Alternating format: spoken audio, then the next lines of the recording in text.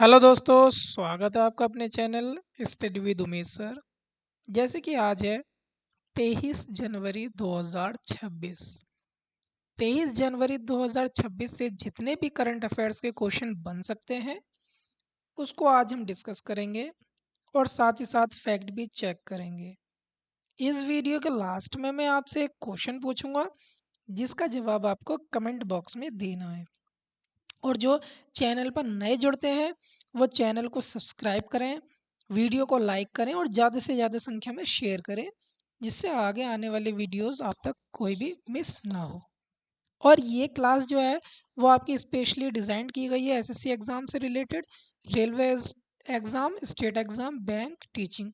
और अभी हाल ही में लेखपाल का जो एग्ज़ाम आने वाला है और आरआरबी के जो एग्ज़ाम आने वाले हैं उनके लिए ये क्लास बहुत ही ज़्यादा इम्पोर्टेंट रहेगी। चलिएगा शुरू करते हैं। तो हाल ही में पराक्रम दिवस कब मनाया गया है? तो हाल ही में प्रधानमंत्री नरेंद्र मोदी ने जनवरी 2021 में घोषणा की थी पराक्रम दिवस मनाने की। उस समय 23 जनवरी को नेताजी की 124वीं जयंती पर पहला पराक्रम दिवस मनाया गया था। तो इसी तरह से हर वर्ष 23 जनवरी को पराक्रम दिवस मनाया जाता है। तो इस क्वेश्चन का जो सही आंसर हो जाएगा वो ऑप्शन नंबर बी जो है वो आपका करेक्ट आंसर हो जाएगा। ठीक है, चलिएगा नेक्स्ट क्वेश्चन देख लेते हैं। तो बात आ रही है जनवरी के इम्पोर्टेंट डेज की। तो जनवरी में जितने भी इम्पोर्टेंट डेज आते हैं, महत्वपूर्ण दिन आते हैं, ठीक है, उसको एक बार क्या है हम महत्वपूर्ण दिवस एक बार हम उसको रिमाइंड कर लेते हैं। 1 जनवरी वैश्विक परिवार दिवस मनाया जाता है। 2 जनवरी विश्व अंतर्मुखी दिवस। 3 जनवरी अंतर्राष्ट्रीय मन शरीर कल्याण दिवस। 4 जनवरी विश्व ब्रेल दिवस जो आपके एग्जाम के लिए बहुत ही ज़्यादा इंपॉर्टेंट हो सकता है। 5 जनवरी राष्ट्रीय पक्षी दिवस। 6 जनवरी राष्ट्रीय सिद्ध दिवस और साथ में विश्व युद्ध अनाथ दिवस। 8 जनवरी पृथ्वी घूर्णन दिवस। 9 जनवरी भारतीय प्रवासी दिवस यानी कि प्रवासी भारतीय दिवस, ये इंपॉर्टेंट है। और हाल ही में विश्व हिंदी दिवस 10 जनवरी। तो हाल ही में भारत में हिंदी दिवस किस दिन को मनाया जाता है, इसका जवाब आपको कमेंट बॉक्स में देना है। 12 जनवरी राष्ट्रीय युवा दिवस। 15 जनवरी भारतीय सेना दिवस। 16 जनवरी नेशनल स्टार्टअप दिवस। 19 जनवरी कोक बोरोक दिवस। 20 जनवरी राष्ट्रीय पेंगुइन जागरूकता दिवस। 21 जनवरी मणिपुर, मेघालय और त्रिपुरा का स्थापना दिवस। 23 जनवरी की बात करें यानी कि आज की, तो पराक्रम दिवस। 24 जनवरी की बात करें तो राष्ट्रीय बालिका दिवस। 25 जनवरी की बात करें तो राष्ट्रीय मतदाता दिवस। 26 जनवरी राष्ट्रीय सीमा शुल्क दिवस। और 27 जनवरी की बात करें तो अंतर्राष्ट्रीय प्रलय दिवस। और 26 जनवरी को हमारा भारत का गणतंत्र दिवस भी मनाया जाता है, ये भी ध्यान रखिएगा। ठीक है, चलिएगा नेक्स्ट क्वेश्चन देख लेते हैं। हाल ही में भारत और किस देश ने रणनीतिक रक्षा साझेदारी और ऊर्जा सहयोग समझौते पर हस्ताक्षर किए हैं? तो हाल ही में भारत और यूएई ने रणनीतिक रक्षा साझेदारी और ऊर्जा सहयोग समझौते पर हस्ताक्षर किए हैं।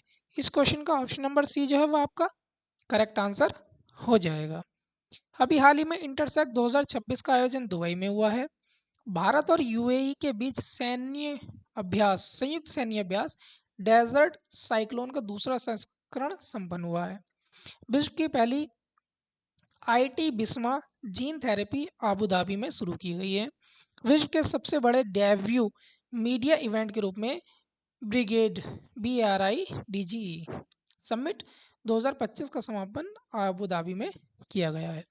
यूएई के नए संघीय कानून के तहत डिजिटल दिरहम को वैलिड मुद्रा जो है, वैलिड करेंसी घोषित की गई है। यूएई के वॉक टू मार्स अभियान शुरू किया गया है। और बात करते हैं Asia Pacific cities summit 2025 APCS का आयोजन भी दुबई में किया गया है। ये थे आपके UAE आबू धाबी से रिलेटेड इंपॉर्टेंट क्वेश्चंस। हाल ही में किसे भारत का सबसे सुरक्षित शहर घोषित किया है? तो हाल ही में नुम्बियो सेफ्टी इंडेक्स 2026 की रैंकिंग जारी की गई, जिसमें मंगलुरु जो है दुनिया का सबसे दुनिया नहीं, भारत का, किंगदागो चीन को दुनिया का सबसे सुरक्षित शहर, और भारत की बात करें तो मंगलुरु, ठीक है, मंगलुरु जो है वो सबसे सुरक्षित शहर घोषित किया है। तो इस क्वेश्चन का ऑप्शन नंबर जो बी है वो आपका करेक्ट आंसर हो जाएगा। चलिएगा नेक्स्ट क्वेश्चन देख लेते हैं। हाल ही में यूएई और किस भारतीय राज्य ने भारत का पहला नेट जीरो शहर बनाने के लिए समझौते पर हस्ताक्षर किए हैं? तभी हाल ही में विश्व आर्थिक सम्मेलन 2026 में हुई बातचीत के बाद संयुक्त अरब अमीरात और तेलंगाना, जो कि भारत राज्य में है, मतलब भारत देश में एक राज्य है तेलंगाना, ने पहला नेट जीरो शहर बनाने के लिए समझौते पर हस्ताक्षर यानी कि समझौता किया है एक टाइप से। तो तेलंगाना जो है वो उसका सही आंसर हो जाएगा। तो ऑप्शन नंबर सी जो है वो आपका करेक्ट आंसर हो जाएगा। ठीक है, चलिए अगर नेक्स्ट देख लेते हैं। तो जनजातीय चिकित्सकों के लिए भारत का पहला राष्ट्रीय क्षमता निर्माण कार्यक्रम हैदराबाद में आयोजित किया गया। Telangana hot air balloon festival Telangana में हुआ है। भारत का पहला राष्ट्रीय आदिवासी चिकित्सा क्षमता निर्माण कार्यक्रम हैदराबाद में आयोजित किया गया है। हैदराबाद 2026 महिला हॉकी विश्व कप क्वालिफायर की मेजबानी करेगा।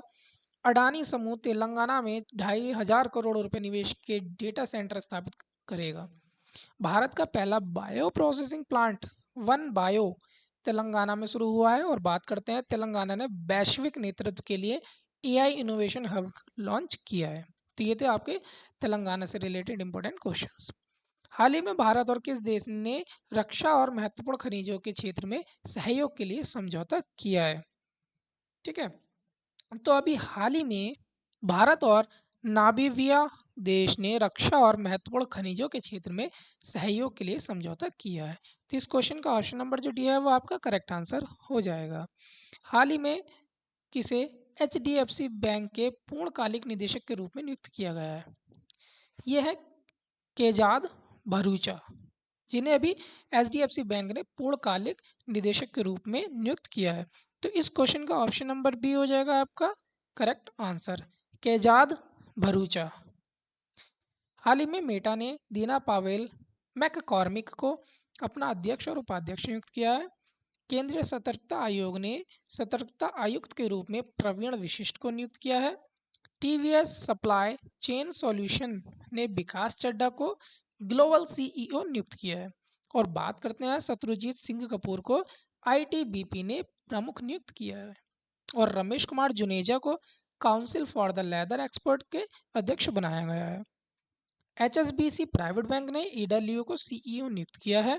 और जस्टिस मोहम्मद मुश्ताक को सिक्किम उच्च न्यायालय का मुख्य न्यायाधीश नियुक्त किया है। ये आपके थे इंपॉर्टेंट क्वेश्चंस थे आपके किससे रिलेटेड, अपॉइंटमेंट से रिलेटेड। ठीक है, चलिएगा नेक्स्ट क्वेश्चन देख लेते हैं। हाल ही में BCCI ने किस AI प्लेटफॉर्म के साथ 250 यानी कि 270 अप्रॉक्सीमेट 270 करोड़ की स्पॉन्सरशिप डील साइन की है? तो भी हाल ही में गूगल जेमिनी के साथ जो है वो स्पॉन्सरशिप डील साइन की है। तो इस क्वेश्चन का ऑप्शन नंबर सी जो है वो करेक्ट आंसर हो जाएगा। हाल ही में भारत का पहला गहन प्रजनन ज्ञान केंद्र कहाँ खोला गया है? तो अभी हाल ही में भारत का पहला गहन प्रजनन ज्ञान केंद्र जो है वो मुंबई में खोला गया। तो इस क्वेश्चन का ऑप्शन नंबर जो सी है वो आपका करेक्ट आंसर हो जाएगा। हाल ही में किस राज्य ने रिसर्च स्कॉलर्स के लिए 25,000 रुपये प्रति माह की सहायता योजना शुरू की है? तो अभी हाल ही में उच्च शिक्षा और अनुसंधान को सशक्त करने की दिशा में असम सरकार ने यह घोषणा की है। ठीक है, तो इस क्वेश्चन का जो सही आंसर हो जाएगा वो ऑप्शन नंबर बी जो है वो आपका करेक्ट आंसर हो जाएगा। अभी बात करते हैं असम से। तो असम से रिलेटेड कुछ इंपोर्टेंट क्वेश्चन देख लेते हैं। तो असम के राज्यपाल ने मूल्य आधारित शिक्षा के लिए संस्कार शाला का शुभारंभ किया है। और असम ने शून्य गैंडा शिकार भी हासिल किया है। बात करते हैं बॉम्बे नेचुरल हिस्ट्री सोसाइटी ने जनवरी 2026 में 6 गंभीर रूप से लुप्तप्राय गिद्धों को असम में भी छोड़ा है। और बात करते हैं असम की, नुमालीगढ़ रिफाइनरी लिमिटेड को 27वां नवरत्न स्टेटस मिला। ये इंपॉर्टेंट हो सकता है आपके एग्जाम्स के लिए। कक्षा 10 के विद्यार्थियों के लिए बोर्ड परीक्षाओं की तैयारी में मदद के लिए असम ने प्रेरणा योजना जो है वो शुरू की है। और बात करते हैं असम के मंत्रिमंडल ने बहु विवाह पर प्रतिबंध लगाने के लिए एक विधेयक को मंजूरी दी है। असम के बोडो लोगों ने बातो धर्म को अलग जनगणना कोड मिला है। तो ये था आपके असम से संबंधित कुछ महत्वपूर्ण प्रश्न जो आपके एग्जाम्स के लिए बहुत ही ज़्यादा इंपॉर्टेंट साबित हो सकते हैं। ठीक है, चलिएगा नेक्स्ट क्वेश्चन देख लेते हैं। हाल ही में कहाँ राष्ट्रीय पैरालंपिक पावर लिफ्टिंग चैंपियनशिप का उद्घाटन हुआ है? तो अभी हाल ही में मुख्यमंत्री पुष्कर सिंह धामी ने 2026 में रुड़की में आयोजित होने वाली राष्ट्रीय पैरालंपिक पावर लिफ्टिंग चैंपियनशिप मुकाबले का वर्चुअल तरीके से उद्घाटन किया है। तो अभी हाल ही में जो इसका आंसर हो जाएगा वो ऑप्शन नंबर 1 रुड़की। ठीक है, ऑप्शन नंबर 1 रुड़की इसका करेक्ट आंसर हो जाएगा। हाल ही में किसे भारतीय महिला फुटबॉल टीम का कोच नियुक्त किया गया है? तो ये है आपकी अमेलिया वॉल्वरेड। ठीक है, ये है अमेलिया वॉल्वरेडे। ठीक है, तो इस क्वेश्चन का ऑप्शन नंबर जो सी है, भारतीय महिला फुटबॉल टीम का जो कोच है वो अमेलिया वॉल्वरेडे को चुना गया है या नियुक्त किया गया है। ठीक है, चलेगा। हाल ही में किसे भारतीय बैडमिंटन खिलाड़ी ने संन्यास लिया है? ठीक है, तो अभी हाल ही में भारतीय बैडमिंटन के एक स्वर्णिम युग का समापन हो गया है। देश के सबसे प्रतिष्ठित खिलाड़ियों में से एक साइना नेहवाल ने प्रतिस्पर्धी बैडमिंटन से आधिकारिक रूप से संन्यास की पुष्टि कर दी है। लगभग 2 वर्षों से वो गंभीर घुटने से की समस्या से जूझने के बाद ओलंपिक विजेता साइना ने खेल से दूरी बनाने का फैसला ले लिया है। इसी के साथ उनके कैरियर का भी अंत हो गया है, जिसने भारतीय बैडमिंटन को वैश्विक मंच पर एक नई पहचान दिलाई। तो इस क्वेश्चन का सही जवाब जो हो जाएगा वो ऑप्शन नंबर बी हो जाएगा आपका, साइना नेहवाल। ठीक, अब बात कर लेते हैं लास्ट वीडियो के क्वेश्चन की, जैसे कि मैंने आपसे पूछा था। हाल ही में किस टीम ने पहली बार विजय हजारे ट्रॉफी जीती है? तो इस क्वेश्चन का सही जवाब था विदर्भ। ठीक है, ऑप्शन नंबर बी जो है वो इसका करेक्ट आंसर हो जाएगा। जैसे बात कर लेते हैं आज के वीडियो के आपके लिए क्वेश्चन की। जैसे मैंने वीडियो के स्टार्टिंग में बोला था कि आपसे एक क्वेश्चन पूछूंगा। तो हाल ही में किसे सीआरपीएफ के डिप्टी इंस्पेक्टर जनरल यानी कि डीआईजी नियुक्त किया गया है? इस क्वेश्चन के ऑप्शन है सुनील अमृत, रविशंकर छवि, प्रतीक माधव या इनमें से कोई नहीं। तो इन चार को ऑप्शन में से एक ऑप्शन करेक्ट है, जिसका आंसर आपको नीचे कमेंट बॉक्स में लिखना है और साथ ही साथ इसके फैक्ट और डिटेल भी आपको मेंशन करने हैं। ठीक है, तब तक के लिए मिलते हैं आपसे next day next current affairs के साथ। जब तक आप पढ़ते रहिएगा, ध्यान रखिएगा। Best of luck and have a good day.